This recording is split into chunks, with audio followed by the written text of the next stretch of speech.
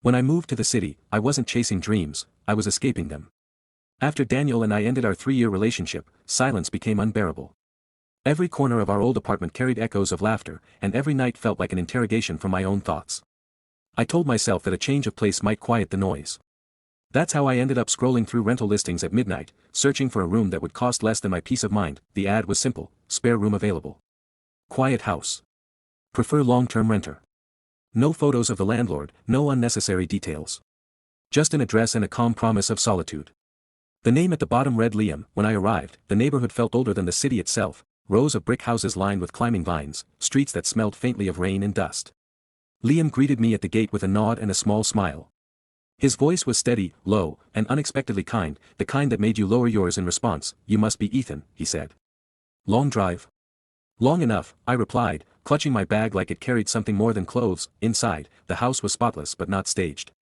There were traces of a life paused mid-sentence: a half-drunk cup of tea on the counter, a single jacket hanging by the door, the faint sound of a record turning somewhere in the back. It wasn't lonely, exactly. It felt lived in. He showed me the spare room upstairs.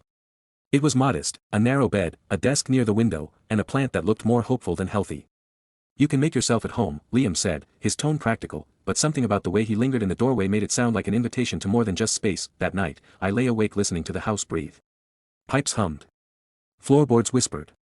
Somewhere below, I could hear Liam pacing softly, as though he couldn't sleep either. Over the next few days, our conversations began cautiously: weather, grocery stores, rent dates.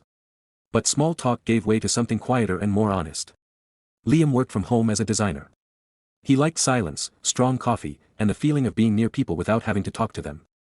I told him about my breakup, about how Daniel and I had grown from lovers into polite strangers sharing a lease. Liam didn't pity me. He just listened, the way people do when they've known the same ache. One evening, I found him sitting on the porch steps, a blanket over his shoulders, staring at the rain.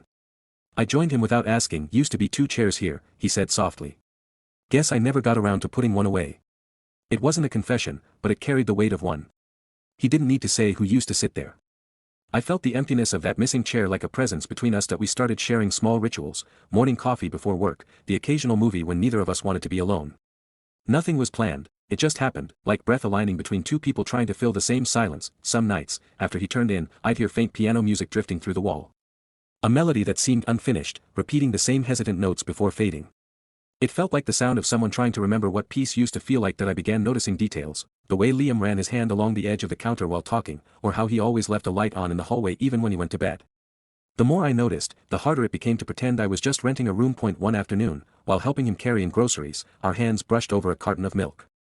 Nothing special, just a moment, but it made the air between us different. His eyes lifted briefly, searching mine, then drifted away as if catching himself too late. That evening, I couldn't stop replaying it. The house felt smaller, the walls closer.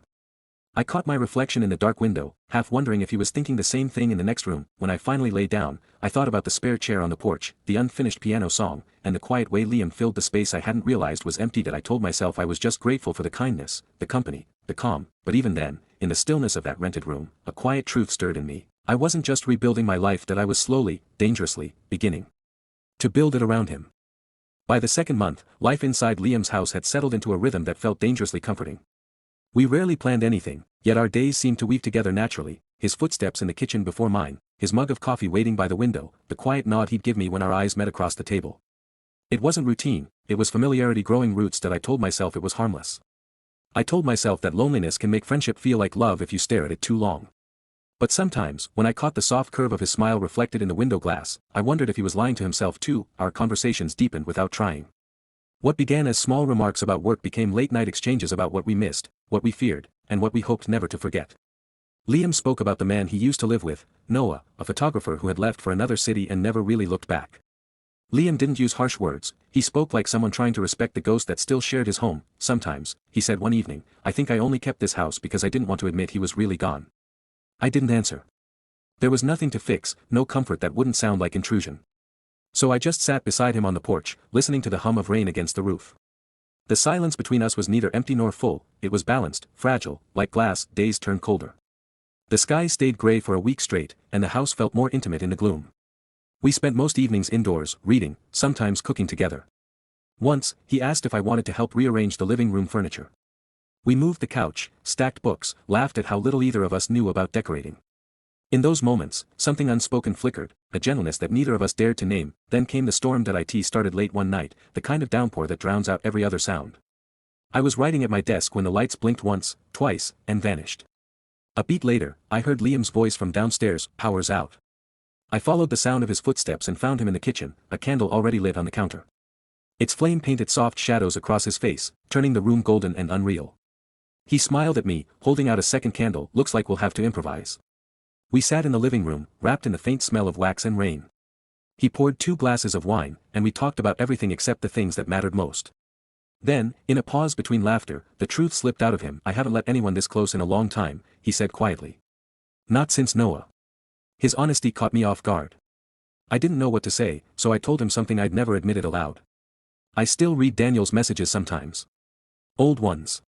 Just to remember what it felt like to be wanted." He nodded, eyes steady on the candlelight. "Maybe that's why we end up here, trying to feel wanted, even if it's temporary." Outside, thunder rolled. The windows rattled. Liam stood, fetched a blanket, and hesitated before saying, "You'll freeze up there. Stay down here tonight, if you want." I agreed before I could talk myself out of it that he made space for me on the couch, but when the storm grew louder, he offered softly, "It's warmer in my room." His tone wasn't suggestive, it was weary, almost pleading that I in the dark. His bed felt vast and unfamiliar. The wind moaned against the walls, and our breathing filled the silence. I could feel the warmth of his arm beside mine, the steady rhythm of a heart trying not to race. When his fingers brushed mine, it wasn't bold, it was hesitant, asking for permission neither of us could give out loud. I didn't move away. For a long moment, we stayed like that, 2 people suspended between guilt and need, between past and present. Then, slowly, he turned toward me, and the distance that had been holding us apart finally collapsed. That we didn't speak. Words would have broken it. There was no grand confession, no promise of forever. Just breath, warmth, and the quiet understanding that something had shifted beyond repair. By the time the storm passed, dawn had begun to seep through the curtains. He was already awake, sitting at the edge of the bed. When he noticed me watching, he offered a small, tired smile. "Coffee?" he asked, as if nothing had changed. That I nodded, unable to trust my voice. That as I watched him leave the room, a strange ache took root inside me, a mix of tenderness and dread. I knew what we had done wasn't love, not yet. But it wasn't loneliness anymore either, and that, somehow, felt even more dangerous. After that night, everything began to unravel. That I went through the motions of my days, answering calls, drawing lines on blueprints, pretending to live, but my mind was a fractured mirror. Every reflection showed a different version of myself, the loyal partner, the guilty lover, the coward. None of them felt real anymore, Daniel noticed before I even spoke. He had that quiet intuition of someone who truly pays attention. One evening, as we sat at the dinner table, the hum of the refrigerator was the only sound between us. Then, softly, he said, "Who is he, Ethan?" I looked up, and his eyes were calm. Not angry, not broken, just knowing. It would have been easier if he'd shouted, if he'd slammed a door or thrown a glass. But his composure was worse. It forced me to face the truth I'd been trying to bury. That I didn't answer right away. I wanted to lie, but I couldn't find the words. The silence between us became my confession. When I finally spoke, my voice barely reached him. "His name is Adrian." Daniel closed his eyes for a moment, as though steadying himself against an invisible wind. Then he said, "You could have told me before you disappeared from us." I reached for his hand, but he moved it away gently. "Why, Ethan?" he asked. Was I not enough? I wanted to say that it wasn't about him, that it was about me, about feeling unseen, about needing something I couldn't even name. But explanations felt meaningless now. Love doesn't vanish in an instant, yet sometimes it's severed beyond repair by a single truth. That he stood up, walked to the door, and paused there for a moment. "You'll have to live with what you've done," he said quietly. Then he left, closing the door behind him like a period ending a sentence. The apartment felt enormous after he was gone. Every object seemed to accuse me, the teacups, the framed photos, the half-finished novel on the shelf. I sat in the dark for hours, listening to the echoes of everything I'd destroyed. The next day, I went to see Adrian. I needed closure, or at least clarity. His flat was immaculate, almost sterile. He greeted me with that same cool smile that used to disarm me. "I told Daniel," I said. "It's over."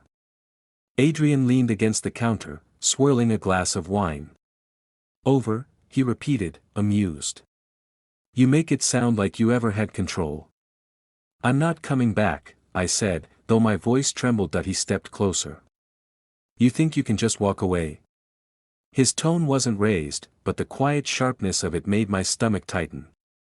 You begged for this, Ethan. Every time. Don't pretend you're innocent now. His words hit harder than I expected. He wasn't wrong, not completely. I had wanted him, chosen him, crossed the line willingly.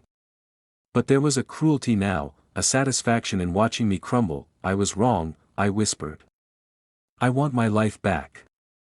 Adrian's smile faded. He set the glass down and said, You'll come back. Because no one else will ever understand you like I do. Something in me snapped. Maybe it was the months of guilt, or the realization that I'd been mistaking control for care. I turned and walked toward the door. He didn't follow. He just said, You'll regret leaving me. Outside, the rain was relentless, washing down the pavement like it was trying to erase everything. For the first time, I didn't fight it. I let it fall. Days passed. Then weeks.